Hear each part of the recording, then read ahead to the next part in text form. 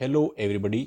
हम लोग पढ़ रहे हैं क्लास 9th की बुक बिहाइव्स के पोएट्री सेक्शन, जिसका पहली कविता का नाम है द रोड नॉट टेकन, अर्थात जो सड़क नहीं ली गई, और इसके राइटर हैं रॉबर्ट फ्रॉस्ट। तो चलिए शुरुआत करते हैं इसके परिचय से। और मैं हूं आपका ईएनजी ट्यूटर, और आप देख रहे हैं मेरा इंग्लिश ईएनजी ट्यूटर चैनल। और अगर आप इसको लाइक करते हैं तो ज़रूर लाइक करें और सब्सक्राइब करें, और मेरे चैनल पर अगर बात अच्छी लगती है तो आप इसको कमेंट्स ज़रूर करें। तो चलिए शुरू करते हैं आज का हमारा पोएट्री सेक्शन, क्लास 9th का लेसन नंबर 1, सड़क जो नहीं ली गई। राइटर कह रहे हैं this well known poem is about making choices. यह जो प्रसिद्ध कविता है वह चुनाव करने के विषय में है। And the choices that shapes us, और जो चुनाव होता है वह हमको आकार देता है, हमको बनाता है। Robert Frost is an American poet in to write simply. और यह जो कविता है वह फ्रॉस्ट एक अमेरिकन कवि हैं जो सरल भाषा में लिखते हैं, but insightfully about common ordinary experiences. लेकिन वह सामान्य साधारण अनुभव के विषय में गहरी जानकारी रखते हैं। तो चलिए कविता को शुरू करते हैं। पहली पंक्तियाँ कुछ इस प्रकार हैं। The two roads diverged in a yellow wood. दो सड़कें एक पतझड़ की ऋतु में जंगल के स्थान पर दिशाओं में विभाजित हो रही थी। And sorry I could not travel both, और मुझे अफसोस है कि मैं उन दोनों पर नहीं चल सका।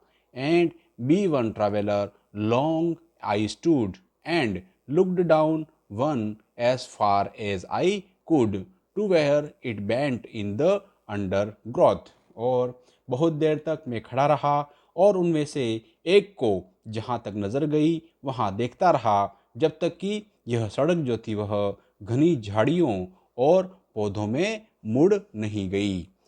अगला पैराग्राफ में कवि कह रहा है then took the other just as fair. और फिर मैंने दूसरी सड़क का प्रयोग करना आरंभ कर दिया, जी यह मुझे उतनी अच्छी दिख रही थी। And having perhaps the better claim. और शायद यह पहली सड़क जो थी यह सड़क प्रयोग किए जाने के और अधिक अच्छा अधिकार रखती थी। Because it was grassy and wanted wear. क्योंकि यह हरी भरी घास से परिपूर्ण थी। Though as for that the passing there had warned them really about the same। और यद्यपि वहाँ से दोनों सड़कें से गुजरने के प्रयोग करने की बात करें तो दोनों लगभग समान रूप से प्रयोग की गई थी। कवि यहाँ इन पंक्तियों के माध्यम से कह रहा है कि प्रकृति के हमें अधिक समीप रहें और हमको चारों ओर भी देखना चाहिए। अब तीसरे पैराग्राफ में कवि कह रहा है and both that morning equally lay in leaves no step had trodden black. कवि कह रहा है कि उन दोनों उस प्रातःकाल को मेरे सामने समान रूप से फैली थी। पत्तों को किसी ने पैर से रौंद कर काला नहीं किया था। Oh I kept the first for another day. और मैंने पहली सड़क किसी अन्य दिन चलने के लिए रख ली। Yet knowing how way leads on the way. और फिर भी यह जानते हुए कि रास्ता कैसे आगे से आगे निकलता जा रहा है। आई doubted if I should ever come back. और मुझे संदेह हुआ कि कभी मैं वापिस आ भी पाऊंगा या नहीं।